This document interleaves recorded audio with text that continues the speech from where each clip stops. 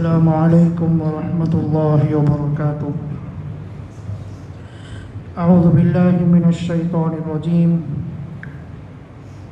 بسم اللہ الرحمن الرحیم۔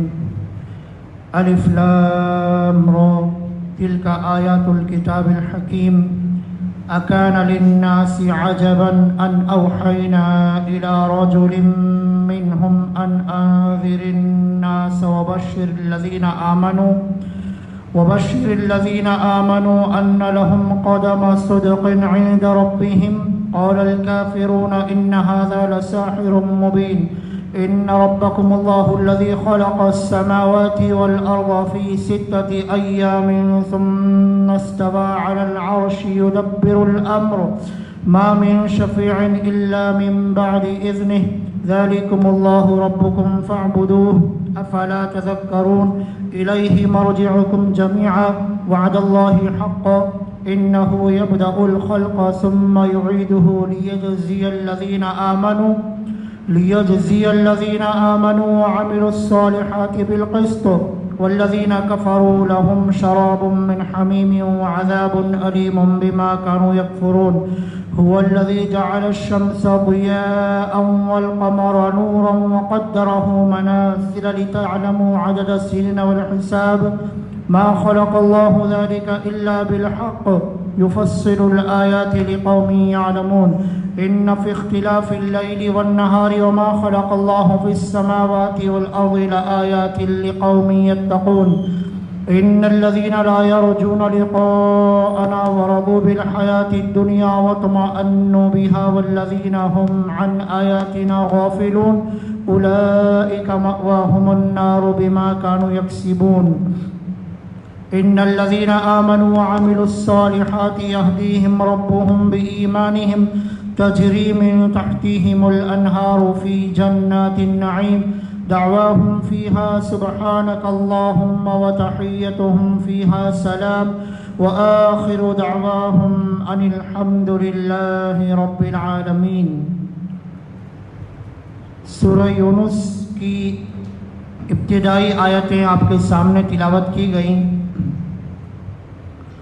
سورہ یونس مکے میں نازل ہوئی اور اس کی 109 آیتیں اور 11 رکوع ہیں۔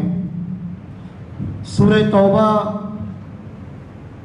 نازل ہونے کے اعتبار سے سورہ یونس کے بعد ہے، لیکن قرآن کی ترتیب کے اعتبار سے سورہ توبہ پہلے ہے اور سورہ یونس کو بعد میں لایا گیا۔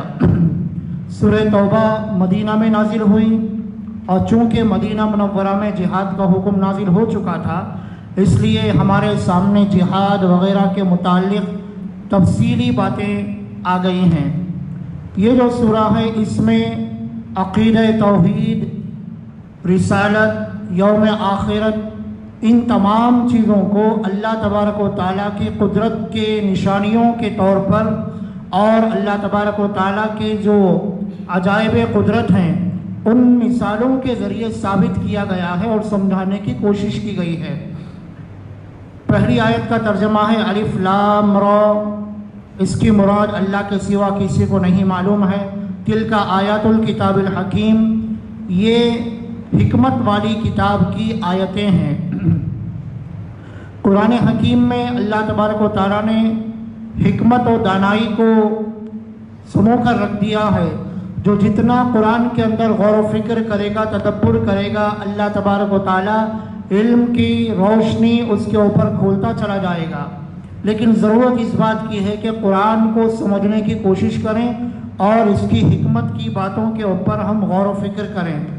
اکان للناس عجبا، دوسری آیت کا ترجمہ ہے کیا لوگوں کے لیے تعجب کی بات ہے کہ ہم نے وحی نازل فرمائی انہی میں سے ایک آدمی کی طرف کہ لوگوں کو ڈرائے اور ایمان والوں کو بشارت دے کہ ان کے لیے بہترین اجر ہے ان کے پروردگار کے پاس۔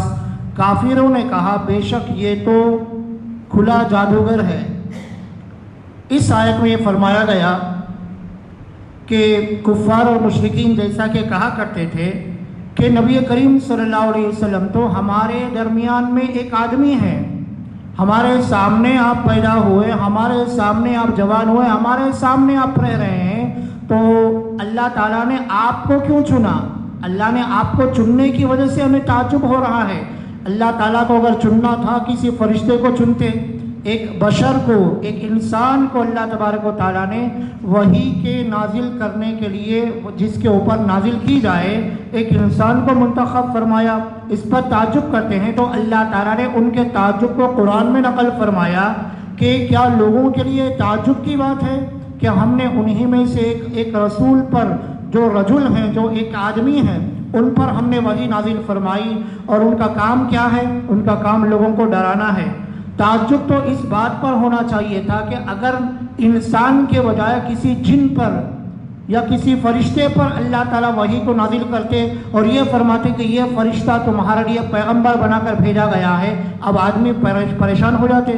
پہلی بات تو فرشتہ نظر نہیں آتا۔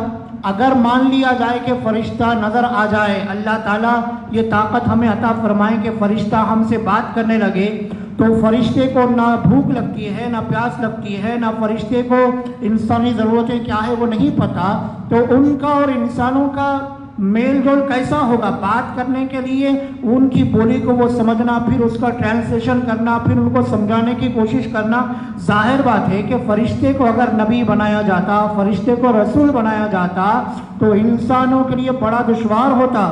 اسی لیے اللہ تعالیٰ نے فرمایا تمہاری آسانی کے لیے ہم نے تم انسانوں ہی میں رسولوں کو بنایا، انسانوں کے اندر اللہ تبارک و تعالیٰ نے پیغمبروں کو مبعوث فرمایا، اور انسانوں ہی میں سے اللہ تعالیٰ پیغمبروں کو چن لیتے ہیں، ان کا انتخاب کرتے ہیں۔ تو کیا لوگ اس بات پر تعجب کرتے ہیں؟ انہی میں سے ایک آدمی پر ہم جو ہے وحی کو نازل فرمائیں کہ لوگوں کو ڈرائیں، اور وہ ایمان والوں کو بشارت دیتے ہیں جو ایمان لائے کہ ان کے پروردگار کے پاس ان کے لیے قدم صدق بہترین اجر ہے عند ربہم، ان کے رب کے پاس۔ قول الکافرون، کافر کہنے لگے ان ھذا، بے شک یہ، لساحر مبین، یہ تو بہت بڑا جادوگر ہے۔ یعنی جب کفار اور مشرکین کے سامنے نبی کریم صلی اللہ علیہ وسلم نے اپنی نبوت اور رسالت کے بارے میں بتایا کہ اللہ نے مجھے نبی بنایا ہے، اللہ نے مجھے رسول بنایا ہے، تو کافر کہنے لگے ہم آپ پر کیسے ایمان لائیں؟ تو نبی کریم صلی اللہ علیہ وسلم پر اللہ تعالیٰ نے معجزوں کو کھولا۔ آپ کے سامنے آپ بیٹھے ہوئے ہیں، ایک درخت زمین کو چیرتا ہوا آیا اور آ کر جھک کر سلام کر کے اپنی جگہ واپس چلا گیا۔ کنکریوں نے کلمہ پڑھ کر بتایا، آپ کی انگلیوں سے اللہ تعالیٰ نے پانی کو جاری فرمایا۔ یہ معجزے ہیں۔ ان معجزوں کو دیکھ کر سامنے والوں کو ہونا یہ چاہیے تھا کہ وہ فوراً ایمان لاتے، لیکن وہ کہنے لگے یہ تو کھلا جادو ہے۔ یعنی جو نہیں ماننے کی ضد لے کر بیٹھ جائے اس کے سامنے آپ ہزار دلیلیں پیش کریں، وہ ماننے کو تیار نہیں ہوگا۔ تو ان کے قول کو اللہ نے قرآن میں نقل فرمایا۔ اس کے بعد اللہ تعالیٰ اپنی قدرت کے بارے میں بتاتے ہیں، ان ربکم اللہ، بے شک تمہارا پروردگار وہ اللہ ہے جس نے آسمانوں اور زمین کو 6 دن میں بنایا، پھر وہ عرش پر مستوی ہو گیا اور وہ کاموں کی تدبیر کرتا ہے، کوئی اس کے اجازت کے بغیر اس کے سامنے سفارش کرنے کا حق نہیں رکھتا، وہی تمہارا پروردگار ہے، اسی کی عبادت کرو، کیا تم نصیحت حاصل نہیں کرتے؟ اس آیت میں پروردگار عالم نے اپنی قدرت کاملہ کو بیان فرمایا۔ تمہارا پروردگار وہ ہے، اپنا انٹروڈکشن اللہ نے فرمایا۔ تمہارا پروردگار کون ہے؟ الذی، جس نے خلق السماوات والارض، آسمانوں اور زمین کو پیدا فرمایا۔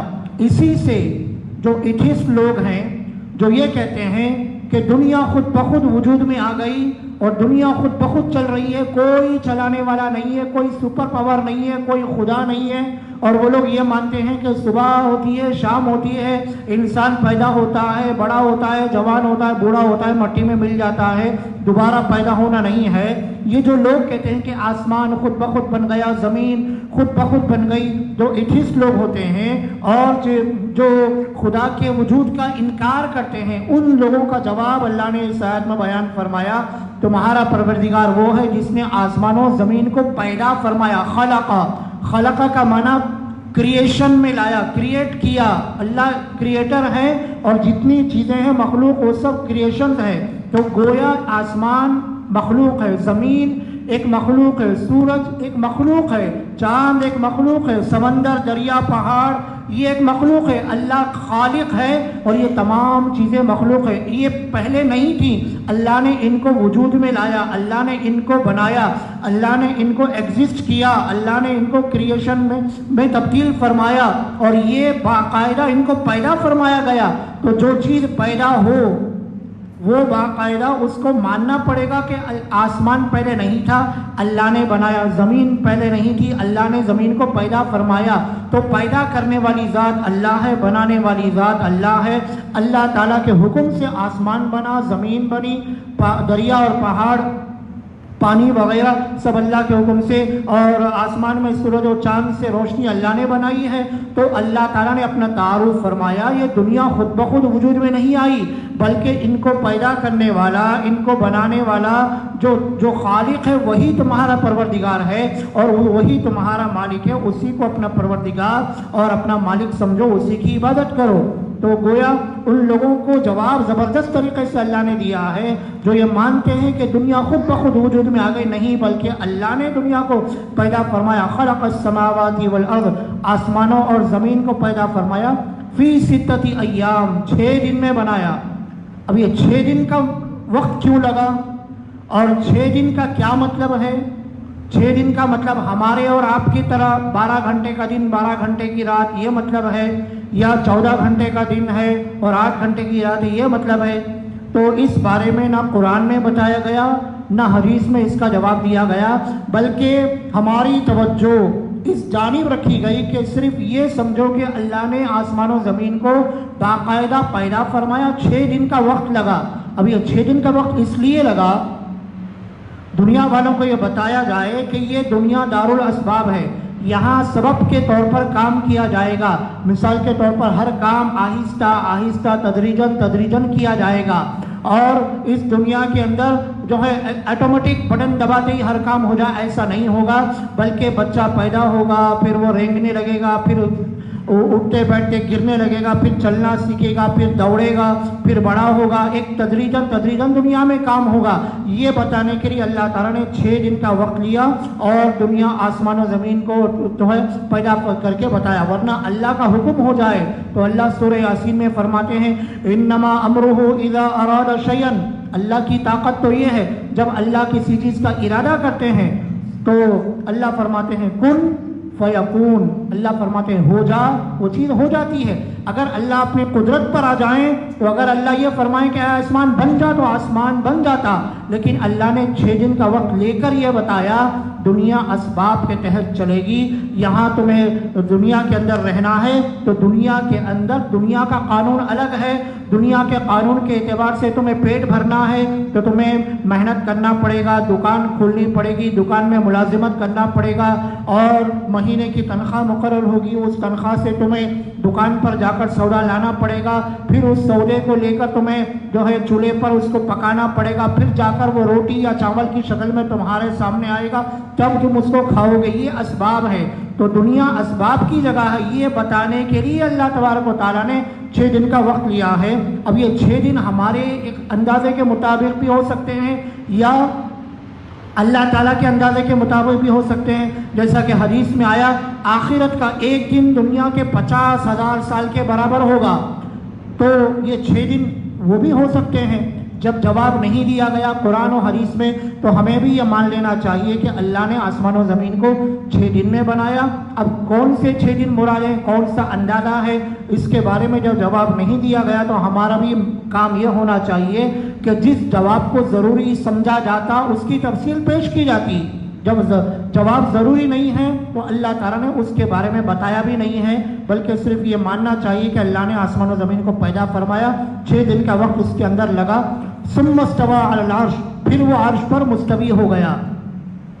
یہ جو ٹاپک ہے عرش پر اللہ مستوی ہو گیا، اس بارے میں آپ کو انٹرنیٹ پر بہت زیادہ اس کے معلومات آپ کو ملیں گی۔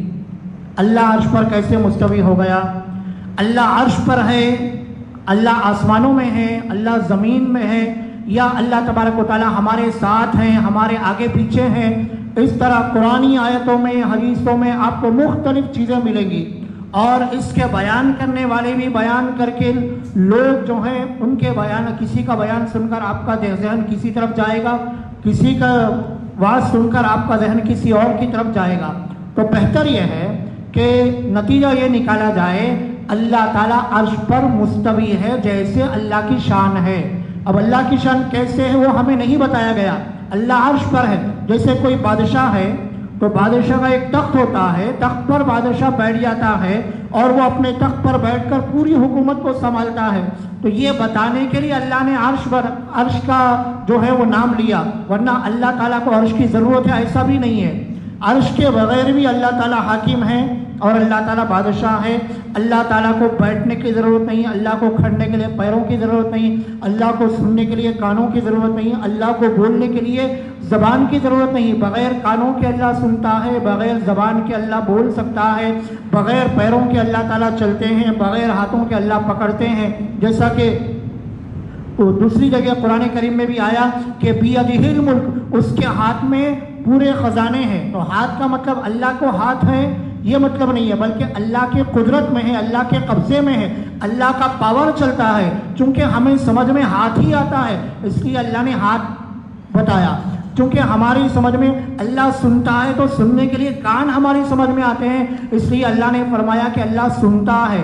अब सुनने के लिए कान की ज़रूरत अल्लाह को ज़रूरत नहीं है, देखने के लिए आँख की ज़रूरत नहीं है। बग़ैर आँख के बग़ैर कान के अल्लाह ताला देख सकते हैं, सुन सकते हैं, चल सकते हैं, पकड़ सकते हैं और जो है अल्लाह ताला अपने कुदरत को चला सकते हैं। चूँकि ये वो ऐसी चीज़ें हैं जिनके बारे में आयात मुतशाबिहात फरमाया गया। यानी सूरह आले इमरान के शुरू में आपने दर्स कुरान में सुना कि तो तीसरी चौथी आयत में अल्लाह ने फरमाया कुरान में बाद आयतें मुहकम हैं, बाद आयतें मुतशाबिहा हैं। मुतशाबिहा का मतलब इसका ये भी मतलब निकलता है, ये भी मतलब निकलता है। उन आयतों के बारे में हमें यह बताया गया कि तुम इन आयतों पर ईमान ला लो, इतना काफ़ी है। अब उसके बाद उसकी है कैफियत क्या है, उसका तरीक़ा क्या है, उस बारे में ना हमसे क़यामत में सवाल किया जाएगा, ना ज़रूरी है कि उसको कुरान में बयान किया जाए, हदीस में बयान किया जाए। मिसाल के तौर पर एक बांदी, एक सहाबी की बांदी थी और उससे कोई गलती हो गई तो उन्होंने उसको मार दिया, ज़ोर से मारा। मारने के बाद उनको शर्मिंदगी हुई कि मैंने अपनी नौकरानी, अपनी बांदी को मारा। सरकार दो आलम सल्लल्लाहु अलैहि वसल्लम की खिदमत अक़दस में आए और अर्ज़ किया या रसूलल्लाह मुझसे गलती हुई। तो आपने फरमाया उसको लेकर आओ। तो वो गए और उस बांदी को लेकर आए। बांदी से पूछा तुम मेरे बारे में क्या कहती हो? तो बांदी ने कहा आप अल्लाह के पैगंबर हैं। आपने पूछा अल्लाह कहाँ है? तो बांदी ने कहा अल्लाह आसमानों में है। तो आपने फरमाया ईमान वाली है, इसको आज़ाद कर दो। तो उन्होंने अल्लाह के नाम पर उसको छोड़ दिया, आज़ाद कर दिया कि तू अब मेरी बांदी, मेरी गुलाम नहीं है, तो तू आज़ाद है। वो बड़ी खुशी खुशी अपनी जगह से चले गई। इस हदीस में ये बताया गया अल्लाह आसमानों में है। कुरान करीम में एक आयत आती है वहुवा माअकुम ऐनमा कुंतुम, अल्लाह ताला तुम जहाँ भी जाओ अल्लाह तुम्हारे साथ है। ये आयत हमें यह बताती है कि अल्लाह ताला हर इंसान के साथ है। एक और आयत में सूरह क़ाफ के अंदर अल्लाह फरमाते हैं वनहनु अक़रबु इलैहि मिन हब्लिल वरीद, तुम्हारी जो शहरक है, शहरक का मतलब है जान निकलने के लिए बकरे की उस रग को काटना पड़ता है। जब उसकी जान निकलती है तो जान की जो रग है उस रग से भी ज़्यादा करीब अल्लाह ताला बंदे के करीब रहते हैं। यहाँ पर यह बताया गया कि इंसान के बिल्कुल जिस्म को अल्लाह लगकर अल्लाह का पावर इतना है कि अल्लाह ताला शहरक से भी ज़्यादा करीब है। किसी आयत में बताया गया अल्लाह हमेशा तुम्हारे साथ में है।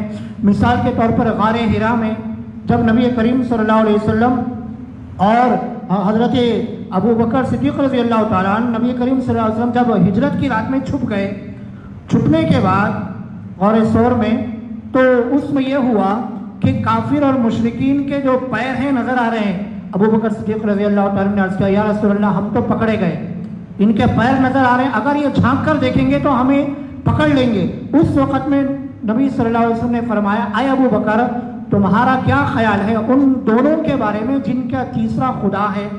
यानी ये मत समझो कि गार में सिर्फ मैं हूँ और आप हैं, बल्कि हमारे साथ हमारा अल्लाह भी है। अब ये इस हदीस में ये बताया जा रहा है कि अल्लाह ताला हमारे साथ गार में है। कुरान की आयत में बताया गया अल्लाह तुम जहाँ भी जाओ अल्लाह तुम्हारे साथ है। बाद आयतों में आया अल्लाह आसमानों में है, बाज़ जगह आया अल्लाह अर्श पर है। जैसे कि यहाँ पर फरमाया गया सुम्मस्तवा अलल अर्श, वो अर्श पर मुस्तवी है। مستوی ہونے کا مطلب یہ ہے کہ اللہ تعالیٰ نے عرش پر اپنا کنٹرول بنایا ہوا ہے کہ عرش سے اللہ تعالیٰ پورا کنٹرول چلاتے ہیں. تو اس لیے امام مالک رحمۃ اللہ علیہ سے یہ سوال کیا گیا کہ اللہ عرش پر ہے کا مطلب کیا ہے؟ تو امام مالک رحمۃ اللہ علیہ کا مشہور قول ہے اور آپ نے ارشاد فرمایا کہ الایمان بہ واجب، اس پر ایمان لانا واجب ہے. اللہ عرش پر ہے، اس پر ایمان لانا واجب ہے. وہ کیفیتہ مجہول، اس کی کیفیت ہمیں نہیں بتائی گئی. اللہ عرش پر کیسے ہے، اللہ بیٹھ کر ہے، اللہ تعالیٰ کی حیت کیا ہے، کس طرح بیٹھے ہوئے ہیں، یہ ہمیں نہیں بتایا گیا، اس کی کیفیت ہمیں نہیں بتائی گئی. اور والسؤال عنہ بدعۃ، اس کے بارے میں کھوج کرنا، اس کے بارے میں ریسرچ کرنے میں جانا، اس کے بارے میں سوال پر سوال کرنا، یہ بدعت ہے. اس کے بارے میں سوال مت کرو. یہ ایمان لاؤ اللہ تعالیٰ عرش پر مستوی ہے اپنی شان کے مطابق. اللہ کی شان کیا ہے وہ ہمیں اور آپ کو نہیں معلوم. مثال کے طور پر آج جو سائنسدان ریسرچ کر رہے ہیں تو ریسرچ کرتے کرتے وہ لوگ کہاں پر گئے ہیں؟ زیادہ سے زیادہ چاند پر گئے ہیں. ابھی چاند کے آگے بہت سے سیارے باقی ہیں. اس کے بعد پہلا آسمان ہے، پھر دوسرا آسمان ہے، پھر تیسرا. اتنا لمبا چوڑا، یعنی اس دنیا وجود میں آنے کے بعد اتنا زمانہ گزر گیا اور ابھی بھی انسان کی پہنچ صرف چاند تک ہو سکی ہے. اس کے آگے کتنے زیادہ سیارے ہیں، پلانٹس ہیں.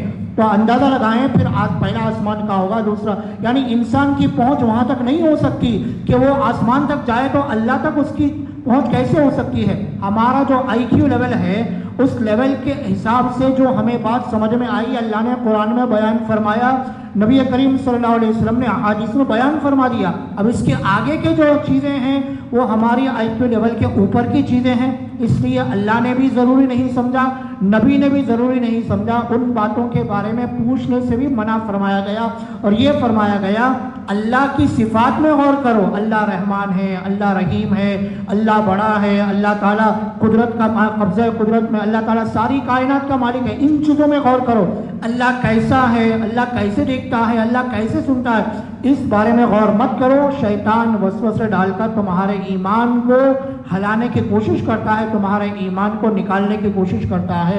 تو یہ آیت بھی جو ہے آیات متشابہات میں سے ہے، جس کے بارے میں جمہور علماء کا مسلک یہ ہے ہم صرف ان آیتوں پر ایمان لائیں گے. اللہ تعالیٰ کا عرش ہے اور اللہ تعالیٰ اپنی شان کے مطابق عرش پر مستوی ہے. ہاں وہیں سے اللہ تعالیٰ پوری دنیا پر کنٹرول رکھے ہوئے ہے. اللہ تعالیٰ کے لیے دایاں بایاں آگے پیچھے ایسا نہیں ہے، ہر جگہ اللہ کا حکم چلتا ہے، اللہ کا کنٹرول چلتا ہے. مثال کے طور پر اگر میں اگر سامنے رائٹ والے کی طرف سے بات کروں، میری رائٹ سائڈ کوئی بندہ ہے، میں اس سے بات کروں تو لیفٹ میں کون کیا کر رہا ہے مجھے نہیں پتا. اللہ کیسا معاملہ نہیں ہے. اللہ بیک وقت سامنے پیچھے دائیں بائیں اوپر نیچے ہر طرف اللہ تعالیٰ کا کنٹرول ہے. اور اللہ تعالیٰ بیک وقت سارے لوگوں کی ضرورتیں سنتے ہیں. اللہ تعالیٰ ان کی دعاؤں کو قبول بھی فرماتے ہیں. اور اللہ تبارک و تعالیٰ کو سب دنیا آخرت تک جنت میں کون جائیں گے، جہنم میں کون جائیں گے، سارا علم اللہ کو وہ واقعہ ہونے سے پہلے ہی پتہ ہے. اسی لیے اس کو خدا کہتے ہیں اور اللہ کہتے ہیں. تو اللہ کی ذات کے بارے میں غور کرنا، اللہ کی ذات کے بارے میں سوچنا اور اللہ تعالیٰ کے ماہیت کیا ہے اور اللہ تعالیٰ کا مادہ کیا ہے، اس بارے میں غور و فکر کرنے سے ہمیں منع فرمایا گیا. تو یہاں اللہ نے فرمایا تمہارا پروردگار وہ اللہ ہے جس نے آسمان و زمین کو 6 دن میں بنایا، پھر وہ عرش پر مستوی ہو گیا، اپنی شان کے مطابق مستوی ہو گیا. ذالکم ما من شفیع الا من بعد اذنہ، کوئی سفارش کرنے والا نہیں ہے اس کے سامنے مگر جس کو وہ اجازت دے.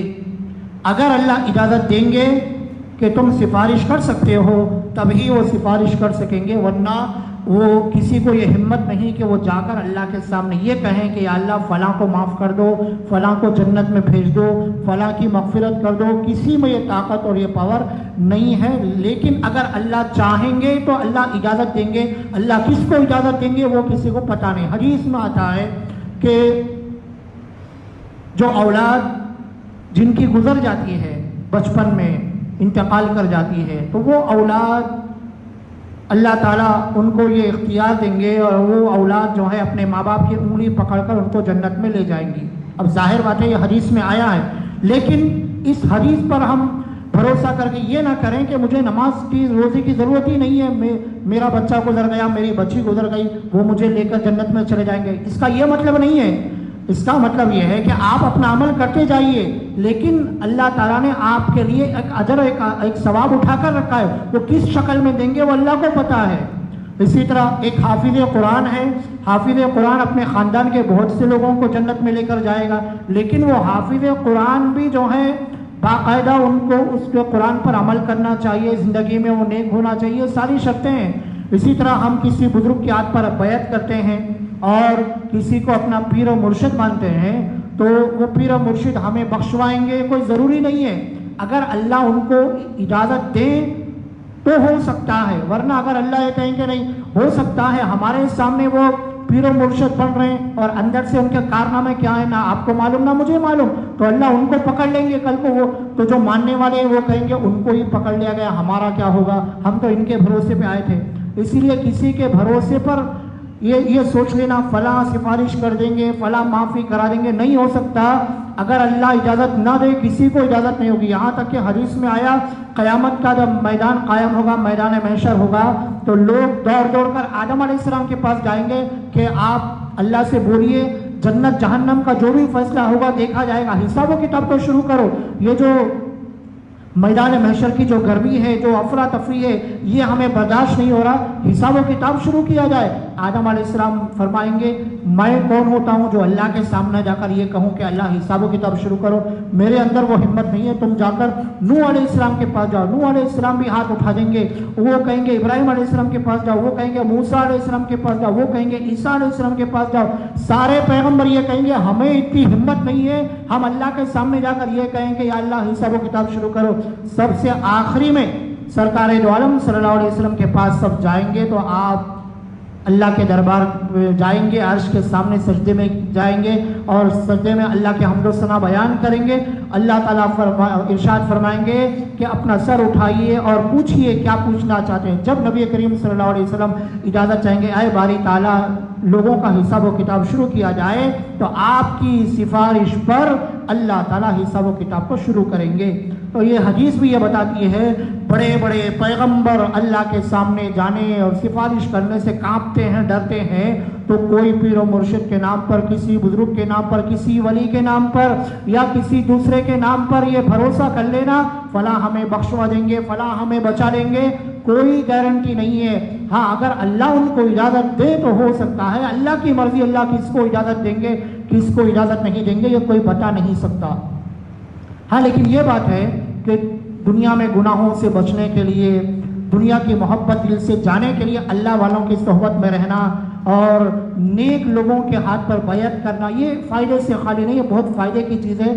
ان سے مشورہ لینا، ان کی دعا میں رہنا اور ان سے پوچھنا کہ یہ میں فلاں کام کرنے جا رہا ہوں، یہ کام ایسے کروں یا ایسے کروں. وہ اللہ والے ہیں تو وہ آپ کو کوئی اچھا ہی مشورہ دیں گے جس میں دنیا کا بھی فائدہ ہو اور آخرت کا بھی فائدہ ہو. بیعت کرنے کا ہرگز یہ مطلب نہیں ہے میں تو بیعت ہو گیا اب میری بخشش پکی ہے، یہ مطلب نہیں ہے. بیعت کا مطلب یہ ہے جنت میں جانے کا جو راستہ ہے وہ آسان ہو جائے گا، شیطان کے حملے سے آپ بچیں گے. وہ بتائیں گے آپ کو فلاں وقت میں یہ ذکر کرو، آپ فلاں چیز میں غلطی کر رہی ہے غلطی مت کرو. تو ظاہر میں یہ اتنا بول سکتے ہیں جنت میں جانے کا راستہ آسان ہو سکتا ہے، جنت میں جانا گارنٹی ہے ایسا کوئی بھی بول نہیں سکتے، بتا نہیں سکتے. تو ما من شفیع کوئی سفارش کرنے والا نہیں ہے الا من بعد اذن، ہاں مگر اللہ کی اجازت کے بعد. ذالکم اللہ ربکم، وہی تمہارا پروردگار، وہی اللہ تمہارا پروردگار ہے. فاعبدوہ، اسی کی عبادت کرو. جس اللہ نے آسمان و زمین کو پیدا فرمایا اس اللہ کی عبادت کرو. افلا تذکرون، کیا تم نصیحت حاصل نہیں کرتے؟ یعنی اللہ تعالیٰ نے یہ بتایا میری ذات میں غور مت کرو، میری قدرت پر غور کرو. یہ آسمان، اتنا بڑا آسمان بغیر پلر کے بغیر ستون کے کیسے کھڑا ہوا ہے؟ ہم ایک بلڈنگ بناتے ہیں تو بلڈنگ بنانے کے لیے اگر درمیان میں پلر نہیں ہے تو کم سے کم بیم اوپر لگانا پڑتا ہے. اور چھت کو مضبوطی کے لیے اس میں لوہا وغیرہ زیادہ کر دیا جاتا ہے. جیسا کہ اس مسجد میں درمیان میں پلر نہیں ہے، لیکن پلر نہیں ہے تو اوپر بیم لگے ہوئے ہیں، اس بیم پر یہ چھت ٹھہری ہوئی ہے. آسمان جو ٹھہرا ہوا ہے، نہ کوئی درمیان میں بیم ہے، نہ کوئی سہارا ہے، نہ کوئی پلر ہے، بس اللہ کا قبضہ ہے، اللہ کی قدرت ہے، اللہ کے حکم سے آسمان کھڑا ہوا ہے. پانی پر اللہ نے زمین کو بچھایا، کون کنٹرول کر رہا ہے؟ اللہ کر رہا ہے. تو اللہ فرماتے ہیں آسمان کی پیدائش میں، زمین کی پیدائش میں، تمہاری اپنی پیدائش میں غور کرو. اللہ تعالیٰ کیسے ماں کے پیٹ میں بچے کو غذا دیتا ہے، اور ماں کے اندر جو ہے بچے کی غذا دودھ کی شکل میں رکھ دیتا ہے. کیسے اللہ تعالیٰ ماں باپ کے دل میں بچے کے لیے شفقت اور محبت کو ڈال دیتا ہے کہ ماں اپنی راتوں کی نیند قربان کر دیتی ہے، اور باپ اپنے دھوپ گرمی سردی سب کو برداشت کر کے محنت مزدوری کر کے گھر کو پیسے لا کر دیتا ہے، اور اس بچے کی وہ لوگ پرورش کرتے ہیں، اس کو پڑھاتے ہیں لکھاتے ہیں، اس کو نوجوان بناتے ہیں، ہٹا کٹا کرتے ہیں، اس کی ہاری بیماری کا ساری چیزوں کا خرچہ برداشت کرتے ہیں. اگر اللہ یہ محبت ماں باپ میں نہ دیتا تو وہ کیوں اپنا جسم کھپاتے اور اپنا پسینہ بہاتے اور محنت کرتے؟ تو اس بارے میں غور کرو. جس اللہ نے تمہارا وجود نہیں تھا، پھر اللہ نے تم کو وجود بخشا، تو وہ اللہ کیسی قدرت کا مالک ہوگا. اور عرش کے بارے میں بھی آیا کہ اللہ کا عرش بڑا زبردست ہے. اللہ کا عرش ایسا ہے، پوری کائنات سے بھی بڑا، آسمان و زمین سے بھی بڑا اللہ کا عرش ہے. اور سورہ حاقہ جو 29ویں پارے میں آئے گا، اس میں انشاءاللہ آپ سنیں گے، اس میں اللہ نے ایک آیت میں فرمایا قیامت کے دن اللہ کے عرش کو 8 فرشتے تھامے ہوئے ہوں گے.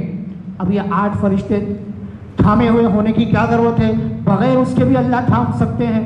اس کا مطلب یہ ہے کہ اللہ تعالیٰ اپنی قدرت کو بتانا چاہتے ہیں، اپنا پاور بتانا چاہتے ہیں کہ اللہ کا اتنا زبردست. تم جو آسمان دیکھ رہے ہیں تو چھوٹی چیز ہے، اللہ کا عرش تو اس سے بھی بڑا ہے. تو اللہ تعالیٰ کی ذات کیسی ہوگی؟ اور یہ جو 8 فرشتے ہیں، ان کے بارے میں حدیث میں آیا یہ کوئی معمولی فرشتے نہیں ہیں. ان کی طاقت ایسی زبردست ہے کہ ان کے جو کان کا جو نرم حصہ ہوتا ہے، وہ ہمارے کان سے لے کر کندھے تک کا جو حصہ ہوتا ہے، جو گردن کا حصہ، ان فرشتوں میں سے ایک فرشتے کا اتنا حصہ جو ہے جسم کا، اس کے لیے اگر کسی تیز رفتار پرندے کو اڑایا جائے تو صرف کان سے لے کر کندھے تک کے حصے میں 700 سال لگیں گے. اندازہ لگائیں، 700 سال صرف کان سے گردن تک کا کندھے تک کا حصہ ہے. تو وہ فرشتہ کتنا بڑا ہوگا، کیسا طاقتور فرشتہ ہوگا. ایسے بڑے بڑے زبردست فرشتے اللہ تعالیٰ کے پاس ہیں. یعنی اللہ نے اپنی قدرت کو بتایا، میں بڑی قدرتوں کا مالک ہوں، میں بڑی طاقتوں کا مالک ہوں. تو اللہ کی قدرت میں، اللہ کے ارادے، اللہ تعالیٰ کی حکومت پہ غور کرنا ہے. اتنا بڑا آسمان اللہ نے بغیر ستون کے بنایا، ایسی زمین بنائی تو اللہ کیسے ہوں گے؟ ضرور اس کو چلانے والا اللہ ہے. تو اللہ کو مانو. ذالکم اللہ ربکم، وہی تو اللہ تمہارا اللہ ہے. فاعبدوہ، اور اس کی عبادت کرو. افلا تذکرون، کیا تم سمجھتے نہیں ہو؟ الیہ مرجعکم جمیعا، تم سب کو اسی کی طرف لوٹ کر جانا ہے. دنیا میں اس کی عبادت کرو، اور یاد رکھو دنیا میں آنے کے بعد بالکل فنا ہو جاؤ گے، ایسا نہیں ہے. دوبارہ اٹھائے جاؤ گے، اللہ کے پاس جمع کیا جائے گا، پوچھا جائے گا زندگی دی کیا کیا، مال دیا کیا کیا، جوانی دی، جوانی کو کہاں خرچ کیا، ہر چیز، اولاد دی، اولاد کا کیا حق ادا کیا، یہ نعمتیں تجھ کو دی، ان نعمتوں میں کیا حق ادا کیا، اس کا سوال و جواب کیا جائے گا. الیہ، اسی کی طرف، مرجعکم، لوٹنا ہے تم کو، جمیعا، تم سب کو لوٹ کر جانا ہے. وعد اللہ حقا، یہ اللہ کا سچا وعدہ ہے. انہ یبدأ الخلق، وہ ذات تو ایسی ہے جس نے مخلوق کو پہلی مرتبہ پیدا کیا، ثم یعیدہ، پھر اس کو لوٹائے گا، پھر پیدا کرے گا. یعنی کافر اور مشرک یہ کہتے تھے کہ ایک انسان جب قبر میں رکھ دیا جاتا ہے، دفنا دیا جاتا ہے، تو دفنانے کے بعد اس کا جسم گل جاتا ہے، ہڈیاں ریزہ ریزہ ہو جاتی ہیں، مٹی میں مل جاتا ہے، تو پھر دوبارہ پیدا کیسے کیا جائے گا، اس کو کیسے وجود میں لایا جائے گا؟ تو اللہ تبارک و تعالیٰ نے سورہ یاسین کے اندر اس کا جواب دیا. قال من یحیی العظام وہی رمیم، ہڈیوں کو کون زندہ کرے گا جبکہ وہ ریزہ ریزہ ہو جائیں گی؟ اللہ فرماتے ہیں قل، فرمائیے، یحییہا، وہی اللہ پیدا کرے گا، الذی انشأہا اول مرہ، جس نے پہلی مرتبہ اس کو پیدا کیا. جب انسان نہیں تھا اس کو اللہ پیدا کر سکتے ہیں، تو جو انسان زندہ تھا مر گیا اس کو دوبارہ پیدا کرنا اللہ کے لیے کیا مشکل ہے؟ تو اللہ اپنی قدرت کو بتاتے ہیں انہ یبدأ الخلق، وہ مخلوق کو پہلی مرتبہ پیدا کرنے والا ہے. جب سامنے کوئی نمونہ نہیں ہے پھر اس کو پیدا کیا گیا تو جو نمونہ ہے اس کو دوبارہ پیدا کرنا کیا مشکل ہے؟ یعنی جو چیز پہلے سے نہیں ہے اس کو وجود میں لانا اللہ کو آسان ہے، تو ریسائیکل کرنا اللہ کے لیے کیا مشکل ہے؟ ثم یعیدہ، پھر وہ لوٹائے گا، لیجزی الذین آمنوا، تاکہ ایمان والوں کو بدلہ دے، وعملوا الصالحات، ایمان لانے کے بعد جو نیک کام کرتے ہیں، بالقسط، انصاف کے ساتھ اللہ بدلہ دے گا. کون جو جتنا اچھا عمل کرے گا اللہ تعالیٰ ان کو ویسا ہی بہترین اجر عطا فرمائیں گے. والذین کفروا، اور جو کفر کریں گے اللہ کا انکار کریں گے، لہم شراب من حمیم، ان کے لیے جو ہے پیپ ہوگا حمیم جہنم کا، اور وعذاب علیم، اور دردناک عذاب ہوگا، بما کانوا یکفرون، اس وجہ سے کہ وہ اللہ کا انکار کرنے والے ہیں. یہاں اللہ نے اپنا انٹروڈکشن بھی کرایا، اپنی طاقت کو بھی بتایا، اور یہ بتایا کہ مجھ پر ایمان لاؤ، ایمان لانے کا کیا فائدہ ہے وہ بھی بتایا، اور ایمان نہ لائیں گے تو کیا بدلہ ملے گا وہ بھی اللہ نے سزا کو بھی یہاں پر بیان فرمایا. هو الذی، پھر اللہ نے اپنے بارے میں بتایا وہی اللہ ہے، جعل الشمس ضیاء، آیت نمبر 5، جس نے سورج کو روشن کیا، والقمر نورا، اور چاند کو منور کیا. ضیاء اور نور دونوں ایک ہی چیزیں ہیں. اتنا ہے کہ جو ضیاء ہے وہ تیز روشنی کو کہتے ہیں، اور نور جو ہے وہ دھیمی ٹھنڈی روشنی کو کہتے ہیں. چونکہ سورج گرم روشنی تیز روشنی دیتا ہے اس لیے اس کو ضیاء فرمایا، اور چاند ٹھنڈک دیتا ہے اس لیے اس کو نور فرمایا. اور انسان کی ضرورت کے لیے دونوں ضروری ہیں، سورج کی گرمی بھی ضروری ہے، چاند کی ٹھنڈک بھی ضروری ہے. جو کسان ہوتے ہیں ان سے آپ پوچھیں گے تو وہ لوگ آپ کو بتائیں گے کہ کھیت کے پھلنے پھولنے کے لیے تیز روشنی کی، دھوپ کی بھی ضرورت ہوتی ہے، اور رات میں چاند کی ٹھنڈک بھی اس کے اوپر پڑنا ضروری ہوتا ہے، تبھی جا کر اناج اور غلہ بہترین طریقے سے نکلتا ہے. ورنہ اگر ان دونوں میں کمی پائی گئی تو غلے پر بہت اثر پڑتا ہے، جو اناج نکلتا ہے اس پر اثر پڑتا ہے. تو وہی اللہ ہے جس نے سورج کو روشن کیا، چاند کو منور کیا، وقدرہ منازل، اور اس کی منزلیں مقرر فرمائی. چاند کی منزلیں ہیں، چاند کی 28 منزلیں ہیں، اور سورج کی 360 یا 365 منزلیں ہیں. اسی لیے ایک سال جو مکمل ہوتا ہے وہ سورج کی گردش سے، جب سے مشرق سے مغرب تک جو اس کی منزلیں ہیں، اور جو ہمارے اوقات نماز ہیں، جو نماز کے اوقات جو بنائے گئے ہیں، باقاعدہ اس کا ایک علم ہے اور اس کا حساب و کتاب ہے. جو گرین وچ جو ہے وہاں کے حساب سے سورج کب نکلتا ہے، وہاں سے فجر کا وقت نکالا جاتا ہے، پھر ظہر کا وقت، عصر کا، 5 نمازوں کا جو وقت ہے وہ ہر دن کا آپ کو باقاعدہ ایک حساب ہے. اس حساب کے اعتبار سے برابر آپ کو جو ہے نماز کے اوقات نکالے جاتے ہیں، جو ہمارے سامنے آج کل واٹس ایپ پر آرام سے آ جاتے ہیں. اس کے پیچھے بڑی محنت ہوتی ہے، ایک ایک سیکنڈ کا حساب ہوتا ہے. 4:54 پر اگر فجر ہے تو کس حساب سے 54 منٹ بنایا گیا. آپ کو اگر پورا حساب ہونا ہے تو عمدۃ العدلہ وغیرہ بڑی بڑی کتابیں ہیں جو عربی میں ہیں، اس میں طریقہ بتایا گیا، وہ پرانے زمانے کا حساب اس کے اندر ہے. اور جو اگر حساب کر کے آپ آئیں گے برابر آپ کو آج کے دن جو سیکنڈ ہے اس سیکنڈ کا بھی آپ کو حساب معلوم ہوگا. تو اس سے یہ آیت سمجھ میں آتی ہے اللہ نے چاند کی منزلیں بنائی، سورج کی منزلیں بنائی، اور دونوں اپنے اپنی منزلوں کے مطابق نکلتے ہیں. اسی لیے فجر کبھی 6 بجے ہو جاتی ہے، کبھی 5:30 کو آ جاتی ہے، کبھی 4:45 کو آ جاتی ہے. عشاء کبھی 8:30 کو آتی ہے، کبھی 7:30 کو آ جاتی ہے. کیوں کہ سورج اور چاند کے رفتار اور ان کی منزلوں کے عدلنے بدلنے کی وجہ سے یہ موسم کے چینجز کی وجہ سے یہ ہوتا ہے. تو وقدرہ منازل، اور اللہ نے منزلیں مقرر فرمائیں. کیوں فرمائیں؟ لتعلموا، تاکہ تم جان لو، عدد السنین والحساب، سالوں کی تعداد، سال کی کب جنوری ہے، کب دسمبر ہے، اور کون سا مہینہ چل رہا ہے، یہ سال کا حساب، اور والحساب، اور حساب و کتاب بھی تم جان لو کہ حساب و کتاب کے اعتبار سے پہلی تاریخ سے لے کر مثال کے طور پر 30 تاریخ 29 تاریخ تک جو ہے 1 مہینہ ہو گیا. اب 1 مہینہ کسی مزدور نے کام کیا، اس کو مزدوری دینے کا ہوا تو 1 مہینہ ہو گیا، پھر دوسرا مہینہ، تیسرا مہینہ. یہ حساب کیسے ہوگا؟ مہینوں کے اعتبار سے ہی چلے گا. تو سورج اور چاند کو اللہ نے بنایا सालों का अंदाज़ा मुकर्रर करने और हिसाब किताब करने के लिए। मा खलक़ल्लाहु ज़ालिका इल्ला बिलहक़, अल्लाह ने नहीं पैदा फरमाया इन चीज़ों को मगर हक़ के साथ, सच्चाई के साथ। युफ़स्सिरुल आयात, अल्लाह ताला अपनी निशानियों को तफसील से बयान फरमाता है। लिक़ौमिन यालमून, उन लोगों के लिए जो यकीन रखते हैं, जो यकीन रखते हैं। अल्लाह तफसील से बयान फरमाते हैं। इन आयतों में अगर गौर करेंगे तो हमें अल्लाह ताला की कुदरत मालूम होगी। आयत नंबर 6, इन्ना फ़ी इख्तिलाफ़िल लैली वन नहार, बेशक रात और दिन के बदलने में। वमा खलक़ल्लाहु फिस समावाति वल अर्द, और जो कुछ अल्लाह ने आसमान और ज़मीन में बनाया। ला आयातिन, निशानियाँ हैं, यकीनी निशानियाँ हैं। लिक़ौमिन यत्तक़ून, उन लोगों के लिए जो अल्लाह से डरते हैं, यानी जो अल्लाह का डर अपने अंदर रखते हैं, उन लोगों के लिए आसमान और ज़मीन की पैदाइश में और इसके आसमान और ज़मीन के दरमियान जो चीज़ें हैं उनमें और अगर करेंगे तो बहुत सी निशानियाँ उनको मिल जाएंगी।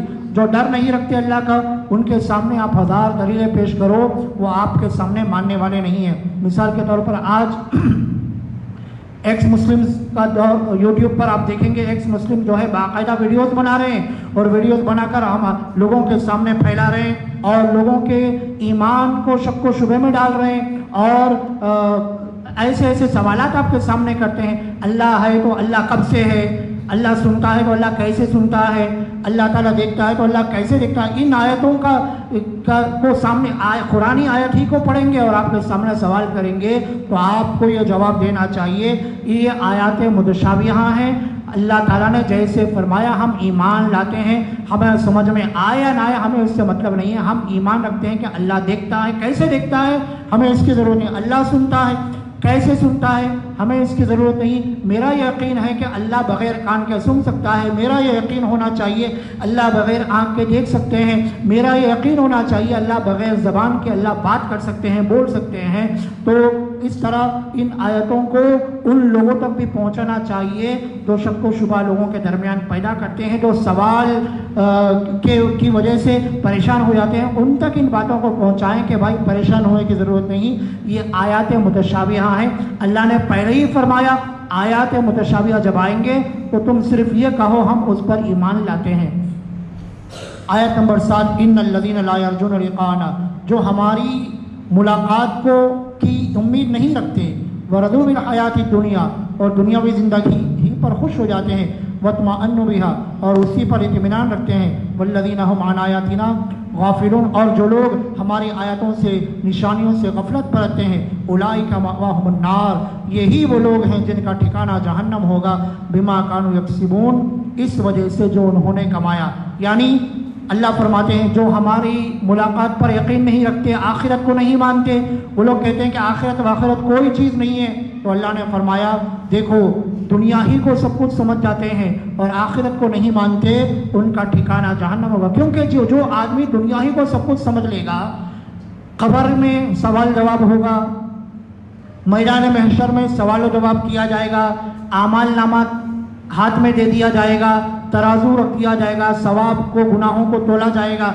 जब इन चीज़ों पर यकीन नहीं है तो वो सवाब और गुनाह में फ़र्क नहीं करेगा। वो कहेगा दुनिया में ऐश करना है, ऐश की ज़िंदगी गुजारना है, वो सब आखिरत सवाब गुनाह सब बात की बात है, जन्नत जहन्नम। जब उस पर यकीन ही नहीं है तो फिर वो दुनिया के अंदर ना बड़े छोटे की तमीज़ करेगा, ना किसी के हुकूक अदा करेगा, बस वो कहेगा कि बस पैसा पैसा, हर चीज़ में उसको पैसा ही नज़र आएगा, चाहे हलाल आए हराम आए, जायज़ आए नाजायज़ आए, इससे कोई फ़र्क नहीं पड़ेगा। जबकि आखिरत का जो यकीन है वो ऐसा यकीन है कि वो ईमान वाले को अपने ईमान में मजबूती पैदा करता है। आखिरत का तसव्वुर ही वो चीज़ है जो हमें नींद में भी ये याद दिलाता है कि फजर का वक्त आने वाला है, उठकर नमाज़ पढ़ना है। हम दुकान में हैं, हम तिजारत में हैं, हम कारोबार में हैं, हमारा दिल मस्जिद में लटका हुआ रहेगा, अटका हुआ रहेगा कि अब नमाज का वक्त आएगा और अज़ां होगी तो मुझे मस्जिद में जाना है। क्यों? कि आखिरत में अल्लाह के सामने जाकर जवाब देना है। तो आखिरत का यकीन ही वो चीज़ है जो नेकियों पर उभारता है और गुनाहों से आदमी को बचाने की फ़िक्र करता है। इसके बाद की आयत है आयत नंबर 9, इन्नल्लज़ीना आमनू, बेशक जो ईमान लाए और नेक काम किए, यहदीहिम रब्बुहुम बिईमानिहिम, अल्लाह ताला उनको उनके ईमान की बदौलत जन्नत का रास्ता बताता है।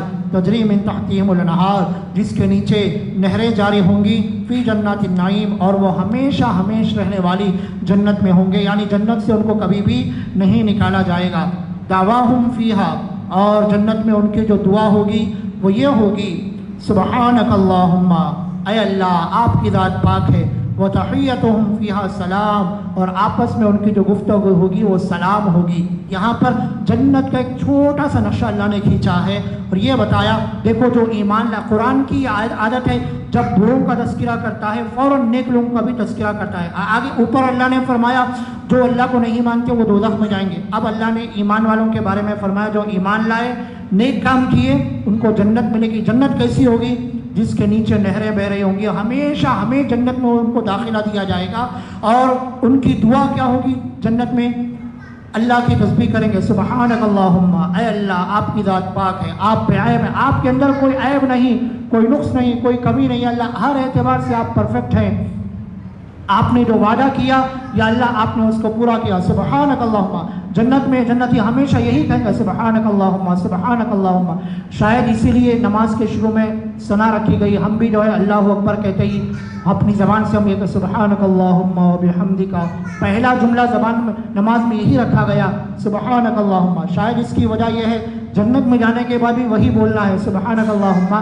गोया नमाज को और जन्नत को एक कनेक्शन है, जो यहाँ पर सुबहानक अल्लाहुम्मा बार बार बोलेंगे, इंशाअल्लाह उनको जन्नत मिलेगी, जन्नत में भी वो बार बार सुबहानक अल्लाहुम्मा बोलते जाएंगे। तो सुबहानक अल्लाहुम्मा का तर्जुमा हुआ, ऐ अल्लाह आपकी ज़ात पाक है, आपके अंदर कोई ऐब, कोई नुक्स, कोई कमी नहीं है। व तहियतुहुम फ़ीहा सलाम, और उनकी गुफ्तगू वहाँ पर सलाम होगी। जन्नत में जब एक दूसरे को देखेंगे, अस्सलामु अलैकुम, अस्सलामु अलैकुम, यानी सलाम जो चीज़ सुन्नत है, जैसे हम दुनिया में मुलाकात करते हैं अस्सलामु अलैकुम, जन्नत में भी अल्लाह ताला इसको जारी फरमाएंगे। और जन्नती जब आपस में मिलेंगे, बात करेंगे, तो अस्सलामु अलैकुम, अस्सलामु अलैकुम बोलते जाएंगे। इसी तरह सूरह यासीन में अल्लाह ने फरमाया, सलामुन कौलम मिर रब्बिर रहीम, अल्लाह ताला खुद सलाम भेजेंगे, फरिश्ते आकर कहेंगे, ऐ जन्नत वालों, अल्लाह ने तुम्हें सलाम भेजा है। अल्लाह का सलाम पहुंच जाए तो जन्नती बहुत खुश हो जाएंगे कि अल्लाह इतनी बड़ी ज़ात, अल्लाह शहंशाह है, अल्लाह ने हमें सलाम भेजा है, अल्लाह हमें सलाम कहता है। तो गोया जन्नत में भी सलाम होगा। व आखिरु दावाहुम, और उनका जो आखिरी कलाम होगा जन्नत में, अनिल्हम्दुलिल्लाहि रब्बिल आलमीन, ये होगा तमाम तारीफ़ें अल्लाह के लिए हैं जो तमाम जहानों का पालने वाला है। यानी जन्नती आपस में जब बात करेंगे, गुफ्तगू करेंगे, सुबहानक अल्लाहुम्मा बोलेंगे और अल्हम्दुलिल्लाहि रब्बिल आलमीन भी बोलेंगे।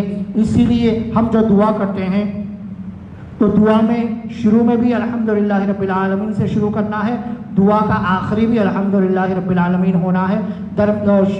हम्द के बाद फ़ौरन दरूद शरीफ होना है और दुआ के आखिरी में दरूद होना है, उसके बाद अल्लाह की तारीफ़, यानी शुरू और आखिर में अल्लाह की तारीफ़, इधर भी दरूद शरीफ, इधर भी दरूद शरीफ, दरमियान में दुआ। ये दुआ के आदाब हैं।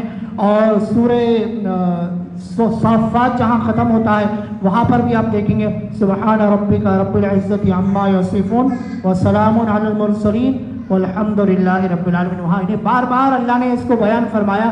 तो मुसलमान की शान यह होना चाहिए, जिस काम की इब्तिदा करे बिस्मिल्लाह से शुरू करे और उसके ख़त्म करे अल्हम्दुलिल्लाह से करे। हम जब खाना शुरू करते हैं बिस्मिल्लाह बोलकर खाएंगे, खाना ख़त्म करेंगे अल्हम्दुलिल्लाह बोलेंगे। हम जब सोएंगे अल्लाहुम्मा बिस्मिका, ऐ अल्लाह तेरे नाम के साथ सोता हूँ, अमूतु वाहिया। फिर जब सोकर उठते हैं अल्हम्दुलिल्लाह, ऐ अल्लाह मीठी नींद सुलाने वाली ज़ात आपकी है, इसलिए तारीफ भी आपकी। तो मालूम हुआ हर काम की इब्तिदा में बिस्मिल्लाह पढ़ना है और हर काम की आखिर में अल्हम्दुलिल्लाह कहना, ये अल्लाह को पसंद है और अहले जन्नत का भी शेवा है। हम मुसलमानों को भी चाहिए इन चीज़ों को अपनी आदत बनाएं। तो इस तरह हमारा सूरह यूनुस का पहला रुकू और 11वें पारे का रुकू नंबर 6 मुकम्मल हुआ। इसमें बहुत सारी अहम बातें हमारे सामने आईं। उसमें यह कि कुरान जो है हिकमत की किताब है और आदमी एक बशर को अल्लाह ने नबी बनाया। इस पर ताज्जुब मत करो, अगर फरिश्ते को बनाते तो ताज्जुब की बात थी, नबी इंसानों में से आए, ये तुम्हारे लिए बहुत बड़ी सआदत की बात है, बहुत तुम्हारे लिए आसानी की बात है। तो जो चाहो नबी से पूछ सकते हो, सवाल कर सकते हो। और उसके बाद अल्लाह ताला ने अपना इंट्रोडक्शन कराया, फिर अल्लाह ताला ने अपने कुदरत कामिला को बयान फरमाया और फिर उसके बाद में अल्लाह ताला ने ईमान वालों के लिए जन्नत और ना मानने वालों के लिए दोज़ख का अज़ाब है वो भी बयान फरमाया। फिर सूरज और चाँद کے منزلوں کو اللہ نے کیسے بنایا، رات و دن کے بدلنے میں نشانیاں ہیں، یہ سب اللہ نے بیان فرمایا۔ پھر آخر میں جنت والوں کو کیا ملے گا، جنت میں کیا جنتی آپس میں کیسے بات کریں گے، اس کو بیان۔ خلاصہ یہ نکلا اللہ نے سورہ یونس کے اندر جو ہے اپنی قدرت کو بیان فرمایا، اور قدرت کی نشانیوں کے ذریعے اللہ نے اپنی الوہیت کو، اپنی توحید کو اور آخرت کو ثابت کرنے کی کوشش کی، اللہ نے ثابت فرمایا ہے۔ ہمیں چاہیے کہ ہم ان باتوں پر غور کریں اور لوگوں تک پہنچائیں کہ اللہ تعالیٰ کی قدرت کیا ہے۔ اللہ تعالیٰ کی قدرت میں جتنا ہم زیادہ غور و فکر کریں گے اتنا ہی زیادہ عمل کرنا ہمارے لیے آسان ہوگا۔ جو اللہ اتنی بڑی طاقت کا مالک ہے، ظاہر بات ہے اتنے بڑے اللہ کے سامنے جا کر جواب دینا ہے تو اپنی زندگی کو نیک بنانا ہے، گناہوں سے بچنے کی فکر کرنا ہے، یہ فکر ہمارے اندر پیدا ہوگی۔ تو سورہ یونس میں تقریباً یہی مضامین چلیں گے انشاءاللہ۔ آئندہ مجلس میں اس کا اگلا رکوع جو ہے بیان کیا جائے گا۔ اللہ سے دعا ہے اللہ تعالیٰ سننے سے زیادہ عمل کرنے کی توفیق عطا فرمائے، آمین۔ صدق اللہ العظیم۔ الحمد للہ رب العالمین، اللہم صل علی سیدنا محمد وعلی آل سیدنا محمد وبارک وسلم۔ ربنا ظلمنا انفسنا وإن لم تغفر لنا وترحمنا لنكونن من الخاسرین۔ ربنا آتنا في الدنيا حسنة وفي الآخرة حسنة وقنا عذاب النار۔ سمعنا وأطعنا غفرانك ربنا وإليك المصير۔ اللهم انفعنا بالقرآن العظيم وارفعنا بالآيات والذكر الحكيم۔ اللهم احفظنا من كل بلاء الدنيا وعذاب الآخرة۔ رب اغفر وارحم وأنت خير الراحمين۔ صل وسلم وبارك على سيدنا محمد وآله وأصحابه أجمعين، والحمد لله رب العالمين۔ سبحان الله بحمده، سبحانك اللهم وبحمدك، نشهد أن لا إله إلا أنت، نستغفرك ونتوب إليك۔